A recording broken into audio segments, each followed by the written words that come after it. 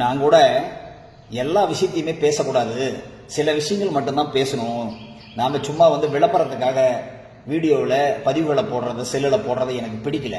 ஆனால் அப்படி பேச வேண்டிய சூழ்நிலை வந்துருச்சு.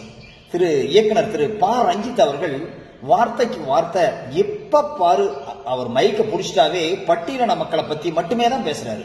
ஒரு உதாரணத்துக்கு, நீட் தேர்வு வேண்டாம்னு சொல்லிட்டு இந்தியா முழுவதும் மாணவர்கள் போராட்டம் நடத்துறாங்க. இவரு அவங்களுக்கு ஆதரவு தெரிவிக்குங்கிற பேர்ல போய் அங்க நின்றுட்டு அங்க போய் பட்டியலினத்தை பத்தி பேசுறாரு.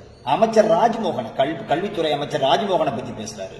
ஒரே ஒரு அமைச்சர் மட்டும்தான், திரு வன்னியரசு அவர்கள் மட்டும்தான் பட்டியலின மக்களுக்காக பேச போராடுறாரு, அவர் தான் சரியா போறாரு அப்படின்னு சொல்லி பேசுறாரு. நான் தெரியாம தான் கேட்கிறேன்.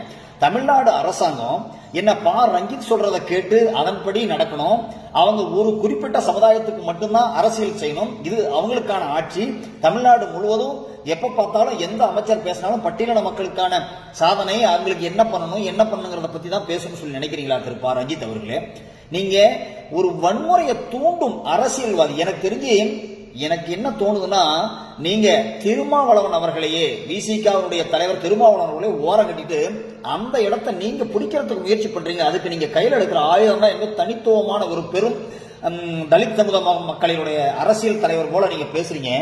இது காலப்போக்கில் உங்களுக்கு மிகப்பெரிய பாதிப்பு ஏற்படுத்திவிடும். நேற்று கூட ஒரு பட்டியலின சகோதரன், நீங்க எங்களுக்காக எந்த பரிந்துரையும் செய்ய வேண்டிய அவசியம் இல்லை, பொதுவா போராடுற போராட்டத்துக்கு கூட நீங்க அங்க போய் நின்றுட்டு இது பட்டியலின மக்களை பத்தி பேசுறீங்கன்னு சொல்லி சொன்னா, இது ஏதோ வன்முறையை தோன்றதோ உங்களுடைய சுயநல அரசியல் நோக்கத்துக்காக பேசுறதோ அப்படின்னு சொல்லி பேசியிருக்காரு. உண்மையிலேயே வரவேற்கிறேன். எந்த ஒரு அரசியல் கட்சி தலைவராக இருந்தாலும் சரி, சமூகத்தை பத்தி ஜாதியை பத்தி தனிப்பட்ட முறையில் எப்ப பார்த்தாலும் பேசக்கூடாது. சமூகம் பாதிக்கப்படும் போது அவர்களுக்கான உரிமையை கேட்பது நியாயம் தான் இல்லை என்று மறுக்கல.